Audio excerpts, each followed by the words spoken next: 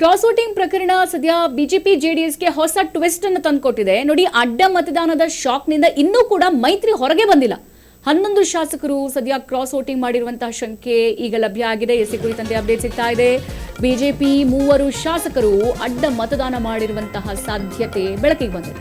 Cross voting ಪ್ರಕರಣ ಸದ್ಯ BJP ಜೆಡಿಎಸ್ಗೆ ಹೊಸ ತಿರುವನ್ನ ತಂದುಕೊಟ್ಟಿದೆ. ಅಡ್ಡ ಮತದಾನದ ಶಾಕ್ನಿಂದ ಇನ್ನೂ ಕೂಡ ಮೈತ್ರಿ ಪಕ್ಷ ಹೊರಗೆ ಬಂದಿಲ್ಲ. 11 ಶಾಸಕರು ಇಲ್ಲಿ ಕ್ರಾಸ್ ವೋಟಿಂಗ್ ಮಾಡಿರುವಂತಹ ಶಂಕೆ ಬೆಳಕಿಗೆ ಬಂದಿರುವಂತದ್ದು. ಬಿಜೆಪಿಯ 3 ಶಾಸಕರು ಅಡ್ಡ ಮತದಾನ ಮಾಡಿದ್ದಾರೆ ಎಂಬಂತಹ ಸಾಧ್ಯತೆ ಇದೆ. ಬೆಂಗಳೂರು, ಗದಗ್, ಬೀದರ್, ಕೊಪ್ಪಳ ಶಾಸಕರ ಮೇಲೆ ಸದ್ಯ ಅನುಮಾನ ದಟ್ಟವಾಗಿ ಮೂಡಿದೆ. ಶಂಕಿತ ಶಾಸಕರ ಚಲನವಲನದ ಮೇಲೆ ಸದ್ಯ ಹೈಕಮಾಂಡ್ ನಿಗಾ ಇಟ್ಟಿದೆ. ಅಬ್ಸರ್ವ್ ಮಾಡ್ತಿದ್ದಾರೆ ಹೈಕಮಾಂಡ್ ಇವರ ಮೇಲೆ. ರಾಜ್ಯ ನಾಯಕತ್ವಕ್ಕೆ ಬಿಜೆಪಿ ಹೈಕಮಾಂಡ್ನ ವಿಶೇಷ ಸೂಚನೆ ಕೊಟ್ಟಿರುವಂತದ್ದು. ಶಂಕಿತ ಕ್ಷೇತ್ರಗಳಲ್ಲಿ ಪರ್ಯಾಯ ನಾಯಕತ್ವ ಬೆಳೆಸೋಕೆ ಸೂಚನೆ ಕೂಡ ಕೊಡಲಾಗಿದೆ. ನೋಡಿ, ಈ 3 ಕ್ಷೇತ್ರದ ವ್ಯಕ್ತಿಗಳಿದಾರಲ್ಲ, ಸೊ ಆ ಕ್ಷೇತ್ರಗಳಲ್ಲಿ ಪರ್ಯಾಯ ನಾಯಕತ್ವ ಬೆಳೆಸಿ, ಅಂದ್ರೆ ಇನ್ನೊಬ್ಬ ನಾಯಕನನ್ನ ಹುಟ್ಟಾಕಿ ಎಂಬ ನಿಟ್ಟಿನಲ್ಲಿ ಸೂಚನೆಯನ್ನ ಕೊಟ್ಟಿದೆ ಹೈಕಮಾಂಡ್. ವಿಧಾನ ಪರಿಷತ್ ಚುನಾವಣೆಯಲ್ಲಿ ನಡೆದಂತಹ ಅಡ್ಡ ಮತದಾನದ ಶಾಕ್ನಿಂದ ಸದ್ಯ ಮೈತ್ರಿ ಬಿಜೆಪಿ ಹಾಗೆ ಜೆಡಿಎಸ್ ಇನ್ನೂ ಕೂಡ ಹೊರಗೆ ಬಂದಿಲ್ಲ.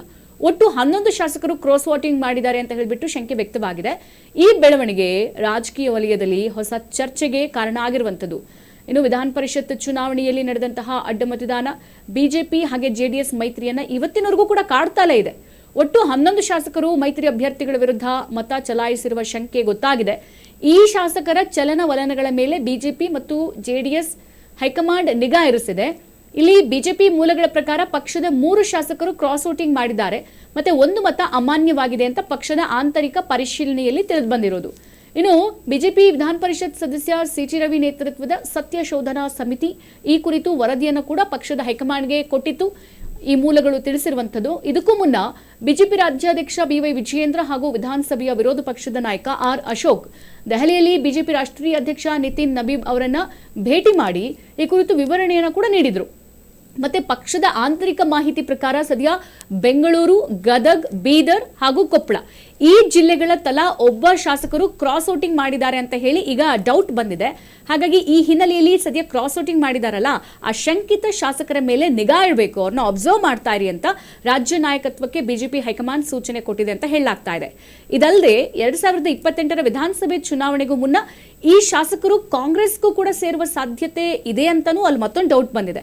ಹಾಗಾಗಿ ಸದ್ಯ ಅವರ ಕ್ಷೇತ್ರಗಳಲ್ಲಿ ಪರ್ಯಾಯ ನಾಯಕರನ್ನ ಅಂದ್ರೆ ಪರ್ಯಾಯ ನಾಯಕನನ್ನ ಈಗಿನಿಂದಲೇ ರೆಡಿ ಮಾಡಿ ಅಂತ ಸೂಚನೆಯನ್ನ ಕೂಡ ಕೊಟ್ಟಿದೆ. ಹೀಗಂತ ಪಕ್ಷದ ಮೂಲಗಳು ಸದ್ಯ ತಿಳಿಸಿರುವಂತದ್ದು. ನೋಡಿ, ಕ್ರಾಸ್ ವೋಟಿಂಗ್ ವಿಚಾರ ಸದ್ಯ ಈಗ ಮೈತ್ರಿ ಪಕ್ಷ ಬಿಜೆಪಿ ಮತ್ತೆ ಜೆಡಿಎಸ್ ಇದೆಯಲ್ಲ, ಇನ್ನೂ ಕೂಡ ತಲೆನೋವರಿಗೆ ಇನ್ನೂ ಕೂಡ ಸೊಲ್ಯೂಷನ್ ಸಿಕ್ಕಿಲ್ಲ. ನೋಡಿ, ಎಕ್ಸಾಕ್ಟ್ ಆಗಿ ಇವರೇ ಅಂತನೋರಿಗೆ ಅಲ್ಲಿ ಉತ್ತರ ಸಿಕ್ಕಿಲ್ಲ. ಹಾಗಾಗಿ ಸದ್ಯ ಡೌಟ್ ಮೇಲೆ ಆ 3 ಜಿಲ್ಲೆಗಳ ಶಾಸಕರ ಮೇಲೆ ಈಗ ಸದ್ಯ ಕಣ್ಣಿಟ್ಟಿರುವಂತದ್ದು. ಹೈಕಮಾಂಡೇ ಸೂಚನೆ ಕೊಟ್ಟಿದೆ. ನೋಡಿ, ಅವರನ್ನ ನಂಬ್ಕೊಂಡು ಹೋಗ್ಬೇಡಿ, 2028ರ ಎಲೆಕ್ಷನ್ ನಲ್ಲಿ ಪಕ್ಕ ಅವರು ಕಾಂಗ್ರೆಸ್ಗೆ ಹೋಗ್ತಾರೆ, ಬಿಜೆಪಿ ಬಿಡ್ತಾರೆ. ಸೊ ಹಾಗಾಗಿ ಪರ್ಯಾಯ ನಾಯಕನನ್ನ ಈಗಿನಲೇ ರೆಡಿ ಮಾಡಿ, ಇನ್ನ 2 ವರ್ಷ ಟೈಮ್ ಇದೆ, ಈಗಿನಲೇ ರೆಡಿ ಮಾಡಿ ಪರ್ಯಾಯ ನಾಯಕತ್ವವನ್ನ ಬೆಳೆಸಿ ಮತ್ತೆ ಬಿಜೆಪಿ ಪಕ್ಷಕ್ಕೆ ಅಲ್ಲಿ ಜಯ ಸಿಗಬೇಕು ಎಂಬ ಅರ್ಥದಲ್ಲಿ ಸದ್ಯ ಹೈಕಮಾಂಡ್ ಇಷ್ಟು ಜನರಿಗೂ ಕೂಡ ಗಡುವನ್ನ ಕೊಟ್ಟಿದೆ.